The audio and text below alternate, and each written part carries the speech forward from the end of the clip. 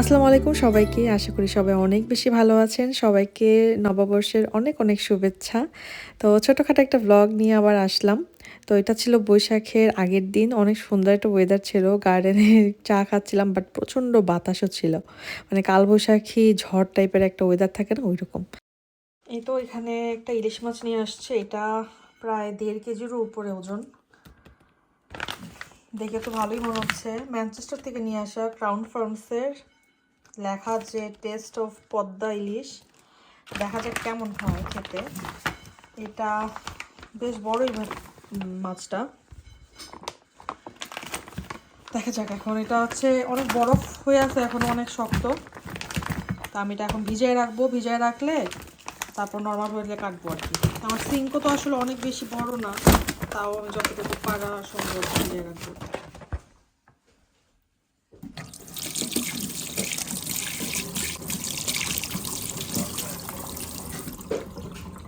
তো আমি এখন এটা পানিতে একটু ভিজিয়ে রাখলাম। তো আমি নামাজ পড়ে আসতে আসতে এটা ভিজে যাবে, আমি তারপর কেটে ফেলবো আর কি মাছটা।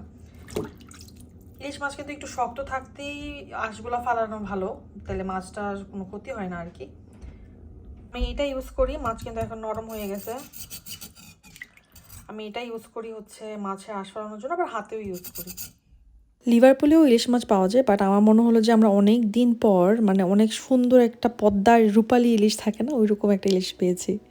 আজ থেকে কয়েক বছর আগেও পহেলা বৈশাখ মানে ছিল একটা অন্যরকম উত্তেজনা। মানে সব ফ্রেন্ডরা মিলে ভার্সিটিতে একসাথে প্রোগ্রাম করা। আর আমি যেহেতু ঢাকা ভার্সিটির স্টুডেন্ট, তো দেখা যেত যে ঢাকা ভার্সিটিতেই সবাই আসে প্রোগ্রাম করতে। পহেলা বৈশাখের আমেজটাই কিন্তু অন্যরকম থাকে। আর এক সপ্তাহ আগে থেকে সবাই প্ল্যান করা, কি শাড়ি পরবো, কি চুড়ি পরবো, কি অর্নামেন্টস পরবো, ছবি তোলা, মানে একটা অন্যরকম মানে এক্সাইটমেন্ট কাজ করতো। তো ওই দিনগুলো আর ফিরে আসবে না। চিন্তা করলে ভালো লাগে, আমার আফসোস হয় না। আমার মনে হয় যে অ্যাটলিস্ট আলহামদুলিল্লাহ ভালো সময় পার করেছি। তো এখানে আমি ইলিশ মাছটা কেটে নিচ্ছি আর কি। ইলিশ মাছ সবসময় আমি এইভাবেই নিয়ে আসি। যখন মানে খাওয়ার হয় তখন জাস্ট আঁশ ফেলে কেটে নিই। কারণ ইলিশ মাছ কিন্তু আপনি আঁশ ফেলে ফ্রিজে রাখলে ইলিশ মাছের টেস্টটা কিন্তু অক্ষুণ্ণ থাকে না। অন্য মাছগুলো আমরা কেটেই নিয়ে আসি, জাস্ট বাসায় এসে মাছের আঁশগুলো ফেলে দেন হচ্ছে আমরা ক্লিন টিন করে প্রিপেয়ার করে নিয়ে খাওয়ার জন্য আর কি। আর আমার মনে হয় বড় মাছের মধ্যে আমি একমাত্র ইলিশ মাছটাই কাটতে সহজ মনে করি। বাকি মাছ আসলে মানে কেন জানি না, আমার মনে হয় না আমি কাটতে পারবো। অনেক বড় হয় রুই মাছ বা কাতল মাছ, এগুলো আমার কাটার এক্সপিরিয়েন্স নাই। আলহামদুলিল্লাহ কখনো কাটতে হয় না। হাজব্যান্ড সবসময় এগুলা কেটে নিয়ে আসছে। তো ইলিশ মাছ কাটার পর আমার হাজব্যান্ড বলতেছে ওর খুব ইচ্ছে করতেছে একটু তেল তেলা ঝোলের মানে ইলিশের তরকারি দিয়ে ভাত খাওয়ার জন্য। মানে একদম মানে পাতলা একটা ঝোল থাকে না, বাট তেল তেলা থাকে অনেক, তো ওইরকম। ইলিশ মাছটাও খুব ভালো ছিল, তো ভাবলাম যে ঠিক আছে আজকে রাতে ওইটাই রান্না করি। এখন কেটে রেখে দিছি, এখন একটু খাবো। আর হচ্ছে যে বাকিটা কেটে রেখে দিছি কারণ আমার কালকে যেহেতু অফিস আছে, তো আমি কালকে এগুলো করতে পারবো না। তো কেটে রেখে দেওয়ার কারণে ডিপ ফ্রিজে রেখে দেবো আর কি। সকালবেলা নামিয়ে বা সরি দুপুরবেলা নামিয়ে জাস্ট লবণ মরিচ দিয়ে মাখিয়ে যেভাবে আর কি আমরা ইলিশ মাছ ভাজা খাই সেরকম করব, একদম সরিষার তেল দিয়ে। আমার এখনই জিভে পানি চলে আসতেছে। আর এই হচ্ছে মাছের কয়েকটা ডিম, অল্প একটু ডিম হয়েছে, এই জন্যই পেটটা অনেক বড় ছিল।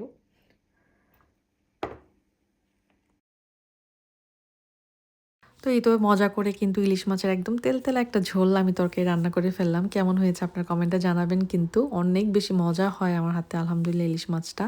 আর ইলিশ মাছের মাথা আমি খাই না, এটা হাজব্যান্ড বললো যে ভেজে দিয়ে দিতে, তাই দিয়ে দিলাম আর কি। আমার মাথা একদমই পছন্দ না। আর অনেক জায়গায় দেখি ইলিশ মানে যে কোনো মাছের মাথা নিয়ে নাকি ঝগড়াও হয়। তো যাই হোক, এখন আমরা একটু লাঞ্চ করে নিব, এরপরে আর কিছু কাজ নেই, খাওয়া দাওয়া করে বেশ ঘুম। আমি জানি না আপনারা আমার প্রথম কথাটা খেয়াল করেছেন কিনা, আমি বলেছিলাম যে খাওয়া দাওয়া করে আমি মাছ কাটবো, বাট আমার হাজব্যান্ড বললো যে না আমরা মাছ দিয়েই ভাত খাবো। তো সেই কারণে আর আগে খাওয়া দাওয়া হয় নাই। তো আমরা মাছ টাছ কেটে ওই মাছ রান্না করে খেয়ে তারপরে হচ্ছে যে ঘুম। আর এভাবেই কিন্তু আপনার রিজিক চেঞ্জ হয়ে যায়। তো সবসময় ভালো জিনিস এক্সপেক্ট করবেন, আল্লাহর কাছ থেকে ভালো জিনিস চাওয়ার মন মানসিকতা রাখবেন, দেখবেন ভালোই হবে ইনশাল্লাহ। জানি না এখন পর্যন্ত কারা আমার ভিডিওটা দেখছেন। ভিডিও কোনো অংশ ভালো লেগে গেলে প্লিজ আমার ভিডিওটিতে একটি লাইক দিবেন। আর চ্যানেলটা সাবস্ক্রাইব করে না থাকলে এখনই সাবস্ক্রাইব করে ফেলুন। অনেক সময় কিন্তু আমাদের মনে থাকে না সাবস্ক্রাইব করতে। এগুলো বাংলাদেশ থেকে আনা শুটকি, তো এইগুলো দিয়ে একটু শুটকি ভর্তা করবো। আমার কাছে যেহেতু শিলপাটা নাই, তো আমি জাস্ট শুটকিগুলো টেলে দেন হচ্ছে চেষ্টা করবো যে একটু ভর্তা মতো করে নিতে আর কি। আর ব্লেন্ডারে করবো কিনা আমি এখনও শিওর না। তো আর এখানে হচ্ছে আমি একটু শুকনো মরিচ চালতে দিয়েছি, এটাতে আমি আবার ইলিশ মাছ ভাজি করব। তো এই তো এগুলো আমি ডিপ ফ্রিজে রেখে দিয়েছিলাম। আর এখানে আমি হচ্ছে পেঁয়াজ কাটতেছি, আর এই যে হচ্ছে ইলিশ মাছ, আর এখানে হচ্ছে পান্তা ভাত, আর এখানে আমি আলু সিদ্ধ করে রাখছি আলু ভর্তা বানানোর জন্য। এই তো সিম্পল একটা ডিনার। ইলিশ মাছ যদিও সিম্পল না, কিন্তু মানে অন্য আরও বেশি আয়োজন করি নাই আর কি, যে মাংস টাংস এগুলো কিছু করি নাই আমরা। তো জাস্ট দুইজন যেহেতু খাবো, আমার হাজব্যান্ডও বলছে যে এতটুকু করলেই হবে, তো ও যেহেতু বলছে এতটুকু করলেই হবে, আমার আর এক্সট্রা আয়োজন করার দরকার নাই। আলহামদুলিল্লাহ। এই তো আমি যখনই ক্যামেরাতে ডিরেক্ট কথা বলি তখন আমি পুরো উলটপালট কথাবার্তা বলি। আমি বলে ফেলছি ডিনার, বাট এটা হবে লাঞ্চ। মানে পরে আমি যখন এডিট করতে বসলাম, এখন আমি নিজেই নিজের কথা শুনে মানে তাজ্জব খেয়ে যাই যে কি বলতে কি যে বলি। তো যাই হোক, এখানে আমি ইলিশ মাছগুলো হলুদ আর মরিচ দিয়ে লবণ দিয়ে মাখিয়ে নিচ্ছি। আমি কিন্তু আর অন্য কিচ্ছু ব্যবহার করি না এটাতে। আমি জানি না, অনেকেই হয়তো ধনিয়া জিরা গুঁড়াও নাকি ব্যবহার করে ইলিশ মাছে মাখানোর সময়, বাট কেন করে আমি আসলে জানি না। ইলিশ মাছের যে অথেন্টিক ফ্লেভারটা সেটা যদি না থাকে, তাহলে কিন্তু ইলিশ মাছ আর অন্য মাছের মধ্যে কোনো পার্থক্য থাকে না। ইলিশ মাছের বৈশিষ্ট্যই হচ্ছে এটার যে একটা ডিস্টিংক্ট, একটা ইউনিক একটা যে স্মেল থাকে, ইউনিক একটা ফ্লেভার থাকে। তো এটা অক্ষুণ্ণ থাকে যদি আপনি অল্প একটু হলুদ মরিচ দিয়ে মাখান, তাতেই হয়। আমার মরিচগুলো যেহেতু এই দেশের যে নর্মাল মরিচের গুঁড়া পাওয়া যায়, সেটা কিন্তু বেশ লাল হয়। তো সেই কারণে ইলিশ মাছগুলো একটু বেশি লাল দেখাচ্ছে, বাট আসলে কিন্তু পরিমাণ মতোই আমি ব্যবহার করেছি। তো এখানে আমি গরম করে নিয়েছি সরিষার তেল। সরিষার তেলের মাছ ভাজা কিন্তু টেস্টটা অন্যরকম হয় নর্মাল তেলের চেয়ে। আর ইলিশ মাছ আমার মনে হয় সবাই সরিষার তেল দিয়েই ভাজে না, তো আমিও কিন্তু সরিষার তেল দিয়েই ভাজি।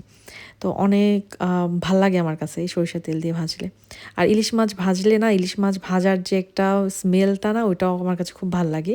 যে কোনো মাছ ভাজে যে আমার কাছে মনে হয় যে যখন মাছটা কড়কড়া করে ভাজা হয়, এটা দেখতেও সুন্দর লাগে, আর ওই প্রসেসটাও আমি খুব এনজয় করি। তো অনেকেই আমাকে বলে যে রান্নাবান্না কেন আমি এত এনজয় করি, বা রান্না করতে আমি এত কিছু রান্না করি বিভিন্ন দাওয়াতে বা বিভিন্ন জায়গায় কিভাবে পারি বা করি। আসলে আমি রান্নার প্রত্যেকটা প্রসেস খুব এনজয় করি। মানে আমার কাছে, আর স্পেশালি আমি যখন কাউকে দেওয়ার জন্য কোনো কিছু রান্না করি বা দাওয়াতের জন্য কোনো কিছু রান্না করি, আমার তখন অনেক ভালো লাগা কাজ করে। এটা আমি বলে বোঝাতে পারবো না আসলে।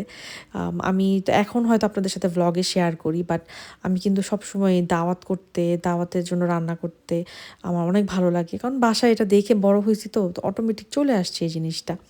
আর এখানে কিন্তু আমি অফিসও করতেছিলাম।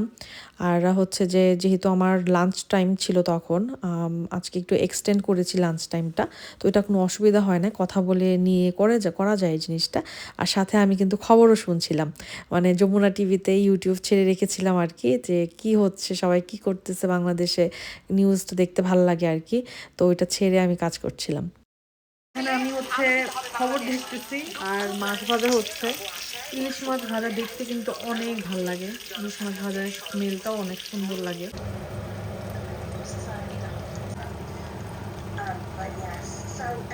আজকে দিনটাতে আমাদের দুজনেরই কাজ থাকলেও, মানে অফিস থাকলেও, দেখা গেছে যে এত রিল্যাক্স একটা দিন পার করেছে আলহামদুলিল্লাহ।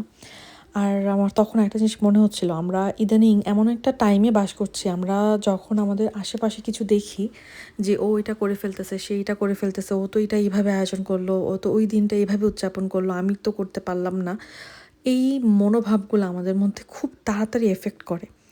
এবং এখনকার এই সোশ্যাল মিডিয়ার এই হাইপের একটা যুগে এই জিনিসটা হওয়াটা অস্বাভাবিক একদমই না। বাট এই জায়গায় হচ্ছে আমাদের মেন কাজ, সেটা হচ্ছে নিজেদের নফসকে আসলে কন্ট্রোল করা, যে সবাই করলে আমাকে যে করতে হবে এমন কোনো কথা নাই। যেমন আমরা দুইজন ডিসকাস করছিলাম যে সবাই মিলে বৈশাখের কিছু একটা আয়োজন করি, পটলাক হোক বা আমাদের বাসায় আমরা নিজেরা অ্যারেঞ্জ করে হোক। বাট এক একজনের না ওয়ার্কিং ডে এক এক রকম থাকে, এক একজনের কাজের ধরনও এক এক রকম। আমাদের যাদের সাথে আমাদের উঠা বসা হয়, আলহামদুলিল্লাহ আমরা খুব ছোট একটা গ্রুপ হলেও বেশ আন্ডারস্ট্যান্ডিং, আলহামদুলিল্লাহ, আল্লাহ সবসময় এইভাবেই রাখুক, আমিন। তো বাট সবসময় না করে হয়ে ওঠা না।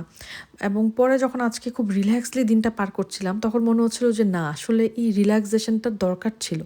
সবসময় আমরা কিন্তু সোশ্যাল মিডিয়াতে দেখতে থাকি যে যে কোনো উৎসবকে ঘিরে অনেক আয়োজন থাকে, দেখতে ভালো লাগে, বাট ওইটাকে না পার্সোনালি নিয়ে নেওয়ার কিছু নাই, যে যেমন আমি সব জায়গায় দেখছি যে সবাই যেহেতু এটা ওয়ার্কিং ডেতে পড়েছে আমাদের সব যারা আমরা দেশের বাইরে থাকি এই দিন তো আসলে আমাদের বন্ধ থাকে না, সবারই কাজ থাকে। তো সবাই আগে হোক বা পরে হোক যে যার মতো সুবিধা অনুযায়ী যাদের বড় গ্রুপ থাকে তারা ওরকম করে সেলিব্রেট করে নেয় আর কি।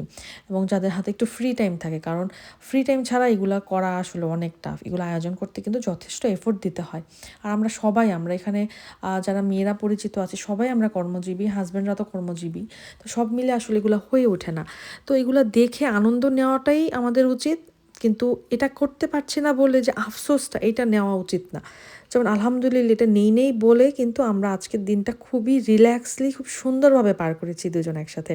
তো আমার হাজব্যান্ডও খেয়ে দিয়ে কিন্তু আবার ওর কাজে বের হয়ে গেছে, আমি কিন্তু আবার খেয়ে দিয়ে আমার কাজে মানে আমার একটা ওয়েবিনার ছিল, তো আমি কিন্তু সেটাতে ব্যাক করে গেছি। তো এইভাবে খুব আরামভাবে একটা দিন পার করলাম, without any hype, without any extra arrangements and something. তো এই জিনিসটার মাঝে মাঝে কিন্তু দরকার হয়, মাঝে মাঝে আসলে বুঝতে হয় আমাদেরকে কোথায় থামতে হবে, কোন জিনিসটা আমাদের নিজেদের মধ্যে নিতে হবে। তো যাই হোক, আমার আসলে এটা মনে হলো তাই আপনাদের সাথে শেয়ার করলাম। জানি না আপনাদের পয়েন্ট অফ ভিউ কীরকম। আনন্দ একটা ছোঁয়াচে জিনিস, আর ছোঁয়াচে জিনিস ভালো হলে কিন্তু মন্দ হয় না, তাই না? তো যখন আমরা ভালো কিছু দেখবো সেটা দেখে খুশি হওয়াটা ভালো, কিন্তু ওইটা হওয়ার কারণে যে নিজেদেরও সেই জিনিসটা আসতে হবে বা নিজেদেরকে ওইভাবে সেলিব্রেট করতে হবে, এই ধারণাটা থেকে যখন আমরা মানে নিজেদেরকে প্রোটেক্ট করতে পারবো, দেখবেন লাইফটা সিম্পলি অনেক বেশি সুন্দর। আমারও অনেক ভালো লাগে আয়োজন করতে, সব কিছু করতে, বাট জানাও দরকার আছে যে কোন জায়গায় থামতে হবে। সবসময় সব কিছুর প্রয়োজন আসলে আমাদের জীবনে নাই। আর আমি যত বড় হচ্ছে আমার মধ্যে একটা জিনিসই রিয়েলাইজেশন আসছে যে যত সিম্পল থাকা যায় লাইফে তত বেশি শান্তি, যত আপনি কম ইনভলভড হবেন জিনিসে তত বেশি স্বস্তি লাইফে। আশা করি আপনাদের লাইফও শান্তি এবং স্বস্তিতে কাটুক। দেখা হবে নেক্সট ভিডিওতে। ভালো লাগলে প্লিজ আমার ভিডিওটা লাইক দিতে ভুলবেন না, চ্যানেলটা সাবস্ক্রাইব করতেও ভুলবেন না। দেখা হবে নেক্সট ভিডিওতে। আল্লাহ হাফেজ, আসসালামু আলাইকুম।